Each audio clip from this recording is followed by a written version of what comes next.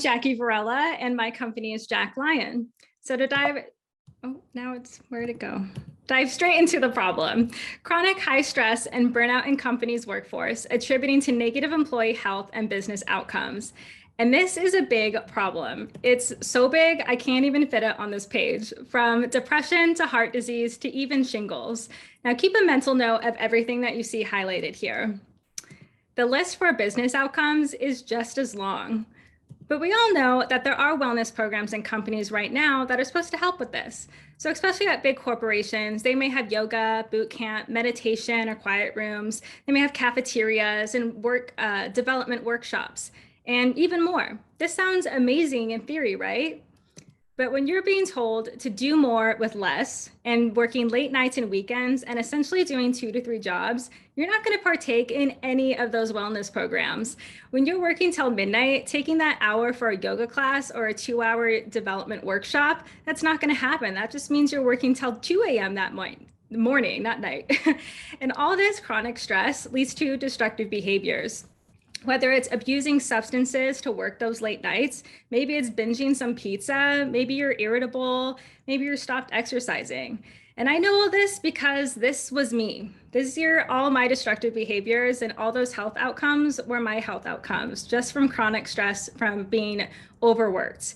And yes, I had shingles at age 30, but the bigger picture is I quickly learned in recovery that everyone has something in their life that causes them stress, whether it's big or small, or whether it happened 10 years ago, or whether it's happening right now.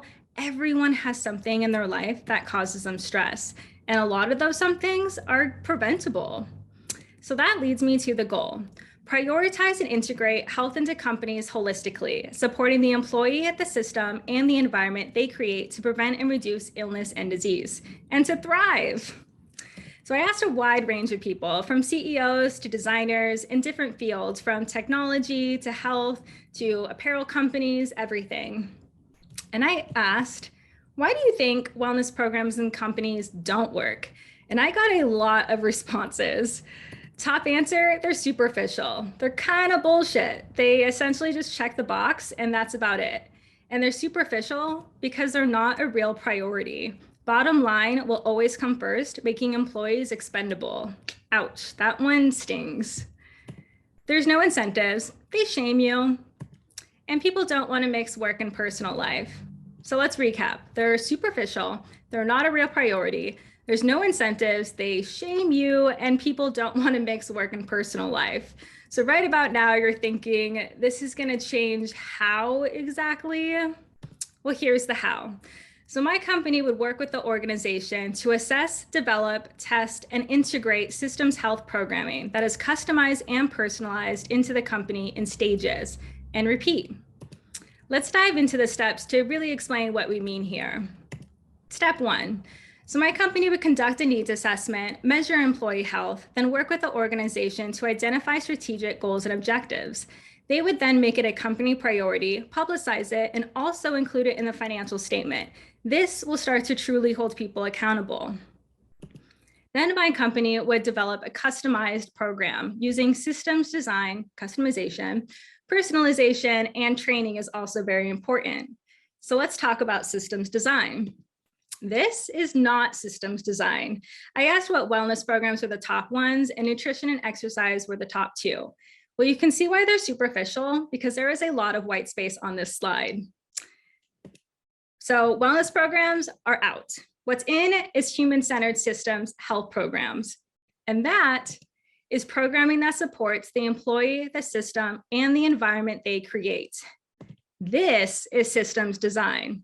So looking at the individual, the company, and external factors like family and other organizations and policies. And to give you an example, so a program may include stress management strategies, and then also look at structure, looking at social support within teams and how that may buffer stress. Then thinking about resources. What is the capacity level that employees at? If they're always over 100%, how can those resources be allocated to reduce that level? Then thinking about micro changes within the process, or maybe it's macro changes that are needed. Then also thinking how this impacts culture. And then are there other integrated health that can be pulled in? And also thinking about how this program can be extended into the family system and thinking about family in a much broader definition than the nuclear family. So you can see why if you just did a yoga program, how that's not going to have a huge impact on your health, because there are a lot of pieces of the pie that are contributing to your health. So this is a much more comprehensive system to truly have impact on health. Step 3, we're going to whiz past this, but it is important, testing. Step 4, integrate into stages. This truly means to like weave it into the day-to-day of the employee, making small micro changes that they're essentially unaware. They don't even have to think about it. They're just automatically making these healthier behavior changes. Of course, macro changes will be needed. And then also thinking about marketing and advertising strategies to subconsciously influence people and also change social norms. To give you an example of this, do you ever think about why you choose Coke over every other soda? Probably not, but it does impact your health. So utilizing those same strategies to, again, subconsciously influence people and social norms. The time is now. The first question I actually asked people was, what big changes do you think will happen in the next 20 years? No context, broad open question. The top categories were work life, health, technology, and climate change. So demand for alternative work life, decreased mental health stigma, Web 3.0, and climate change will essentially affect everything. But you can see how this program really capitalizes on these top 3 categories. So as people are anticipating these changes, how are companies prepared to evolve? And the answer is with Human-Centered Systems Health by JackLion. Thank you. Great job, Jackie. Would you go ahead and stop sharing screen, and then we'll let the judges jump right in with questions. Perfect. So I'm wondering if you can say a bit more about the kind of societal aspects of this. Like, it seems very kind of systems focused and broad. Mm-hmm. I get stressed out about my job. My job is a locus of that for me at points, but I get much more stressed out about climate change, the state of political discourse in this country, the global pandemic, and a kind of history of racially capitalized finance and slavery. So how do those things kind of connect here? Yeah, well, I think that actually speaks to my long-term solution. So while in the beginning, I'm planning to kind of start within companies, my long-term solution is actually to look at systems across the board. So also looking at education systems, communities, and other organizations, and also policy, and looking at how the programs that are instituted, how they all intersect. And so looking at how that may improve a lot of the racial inequities and a lot of the health inequities that exist today. But I purposely chose to start within corporations purely because there's potential for profit there for both companies. And because essentially right now, just if we went just the public health route, there's not really enough funding there to really have like a huge impact. So I'm basically combining the private and public sector, but essentially working in phases to be able to get to that point.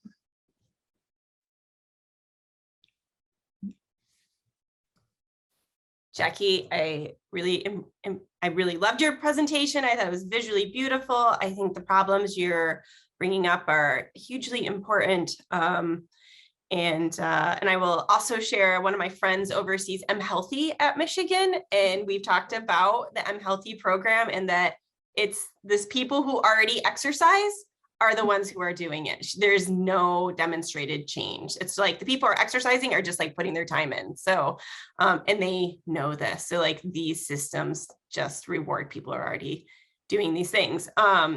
So the thing I would like to hear a little bit more about is this feels, and I just want to hear you correct me, but I was hearing a little bit more about like mitigating a problem like of stress rather than getting rid of it. So how do you change corporations or industry, or even like the University of Michigan to, you know, dig into the culture change, right? How do you get them to stop making people be stressed out because of the culture and the pace of work and the demands and things like that, right? We had a whole conversation in our office about like somebody posted something about like how to deal with a panic attack. And we're like, no, we want to avoid having the panic attack. Like we don't want to deal with the panic attacks. We want them to never ever exist. We don't want to get there. So how do we make a corporation say, we're not going to have panic attacks. We're going to make this go away. Like what's, I think this is in here. I just want to hear it bigger. So yeah, well, I think that's also where, so this is like really focusing on like the preventative aspects, but in those, the programming itself really digs into like, what are the root causes? Like, why are people, using substances for work performance and stress release, like that shouldn't even get to that point. So really diving into what are those root causes, which would be discovered in really that assessment, and analyzing also where the health of employees are at. And being able to discover, because it may differ in different organizations and different communities, what the root causes are. And so really picking away at what that is to be able to develop those customized solutions. But I do think it does take, I study like social networks and social support, and also how like changing the mindsets of like a few key players that also like are really central to the flow of information is really important to start shifting like society thinking. And then also, so having like the senior management level aligned, that is going to be, I think, probably the biggest challenge of this piece. And that's why I'm trying to make a case that this will be something that can also profit them and not just focus on the savings. And then, so also creating essentially the pressure from the bottom. So like the pressure from the employees. And then also in the far future, I have an idea for policy to create the pressure from the top. So essentially creating where companies either will be squashed or they're being forced to change. But again, digging into those root problems is really what's key. What is causing this stress?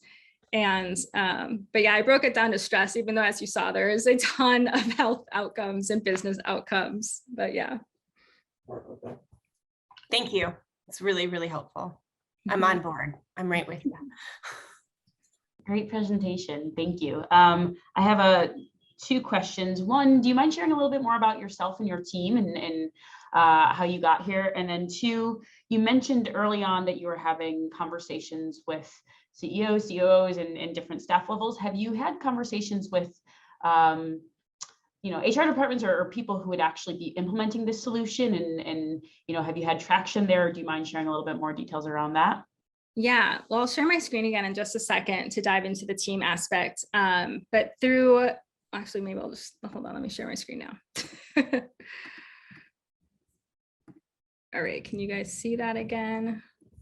I got to move you guys up. I can't see. All right, so essentially some of my next steps are building a team. So right now sorry, I'm looking at here to try and see you guys. Let me move back. Right now it's just been myself working on this innovation in action, and I do have a mentor and then kind of a non-official advisor. But I was kept reiterating what the idea was, and before I built out a team, I wanted to make sure that I knew what this needed. And I really strongly believe in like cross-functional and multidisciplinary teams. So in the beginning, I wasn't really sure what that actually meant. I know personally, I will need like a financial accountant and someone that does business finance to be able to really analyze how can we actually make this profitable for companies. But then trying to figure out, okay, where does the starting point to be able to figure out what team is needed to get this started? And so that's what I've been, that's kind of like my next step is now that I've like really refined this idea is moving forward to, define those key players and really network and meet them. And then, so the second question with all the different people I talked to, through my mentor, she connected me with a large contact group. I'll stop sharing now. And a lot of people I talked to were like the positive organizations on campus here, and then a lot of head of HR departments. They're or people operations is also what it's called.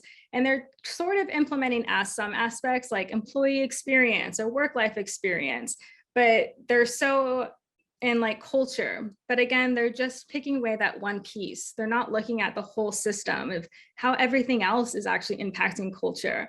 How are you looking at everything else within the system to actually look at how basically workplace experiences being connected? And so by talking to like a lot of people on people operations, I was able to gain that knowledge.